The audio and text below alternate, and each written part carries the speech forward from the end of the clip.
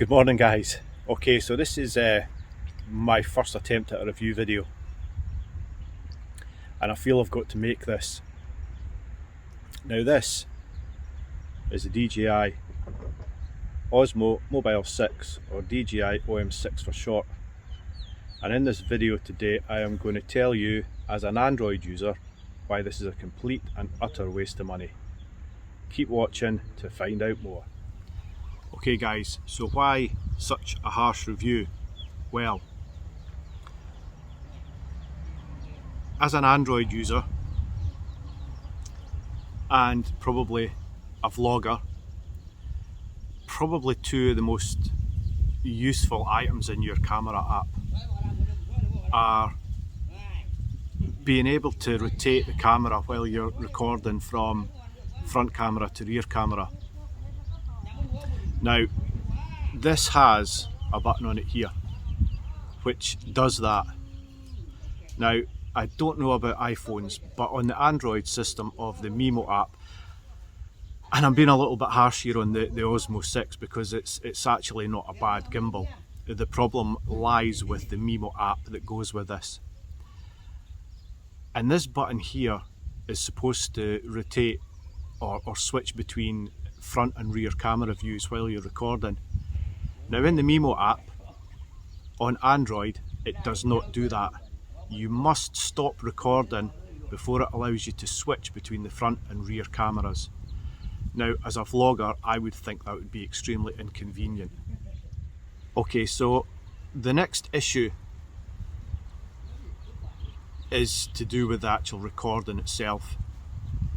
Now, I made a video, I don't know if any of you watched my building my house in Thailand videos, but in my last video, part 15, the second half of the video I made using this, and I used the Mimo app to do the recording. Now, you're very limited to your shooting modes and your frame rates and your resolution modes that you can use on Android. Now, this phone is absolutely fantastic. The camera app with the phone allows you to record in HD, Full HD, Ultra HD, 4K and 8K at various resolutions. So in for example, Full HD and Ultra HD, you can record up to 60 frames per second. Now, the Mimo app allows you a maximum of 1080p at 30 frames per second, and that is fixed. You cannot change that. Now, that in itself is not really a great problem. The big problem arises in the video quality using the Mimo app, because in the second half of that last video that I made, and if you want to go and check it out, go and check it out, but you will see that the video footage is a little bit jumpy and jerky.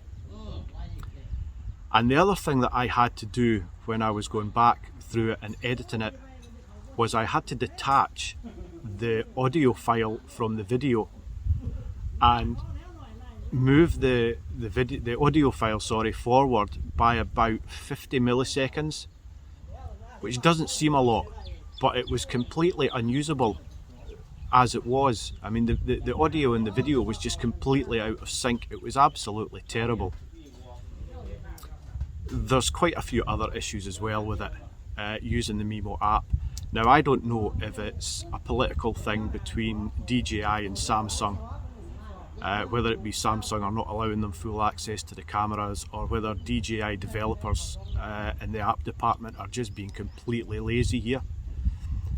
But until that app is updated and allowing you full functionality of your camera, especially if you've got like a flagship phone like an S21 Ultra, an S22 Ultra, or a Note, something like that, it's just not worth it.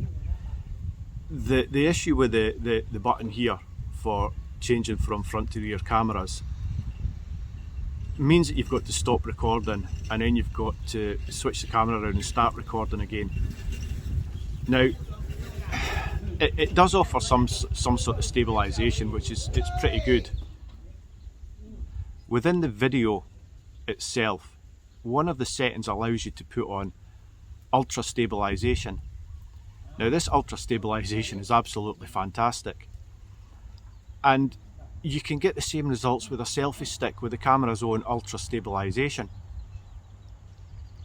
This does quite a lot of other things. I mean, it allows you to zoom. If you press it, it allows you to focus. You've got the joystick here for being able to move the gimbal left, right, up and down. You've got your mode switch that you can change the modes. But this is not a review on how to work it. There's other videos out there that are really good and show you how to use all the functions on this.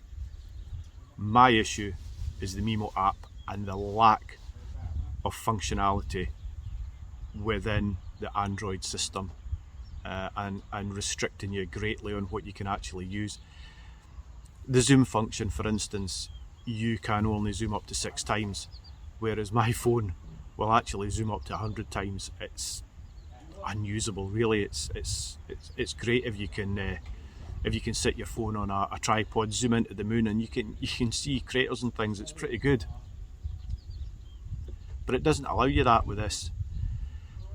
It allows you to do hyperlapse and all sorts of other great things. It allows you to do like a motion hyperlapse, so the gimbal will track from one point to another point while doing the motion lapse.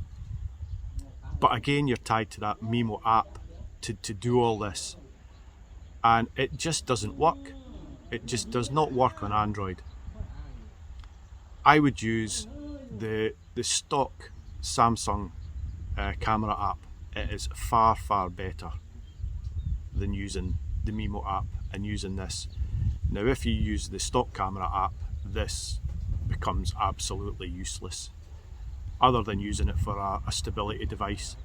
And like I said before, the stability comes through the ultra stability function within the Samsung Galaxy camera app. So to sort of cut a long story short, guys, if you're a vlogger and you need to be switching between front and rear cameras without switching the recording off, changing the camera mode and then start recording again, buy yourself a $10 selfie stick. Honestly, it will do you far more good than this, because at the minute that's all this is.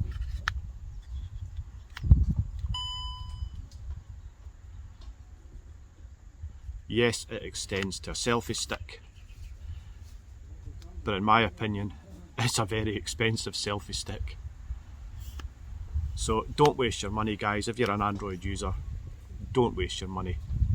Buy a selfie stick and use the stock app on your Android phone, especially if you're using a flagship Galaxy phone.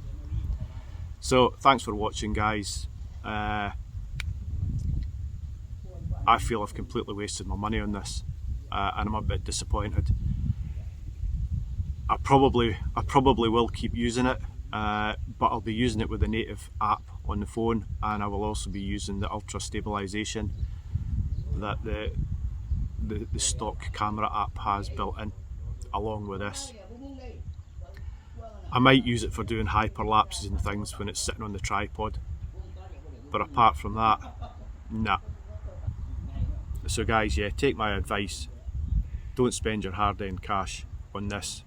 Yeah guys, so I can only offer this as advice, but I would not recommend you buy this item until DJI revamp enormously their app, because it is just completely unusable on an Android device.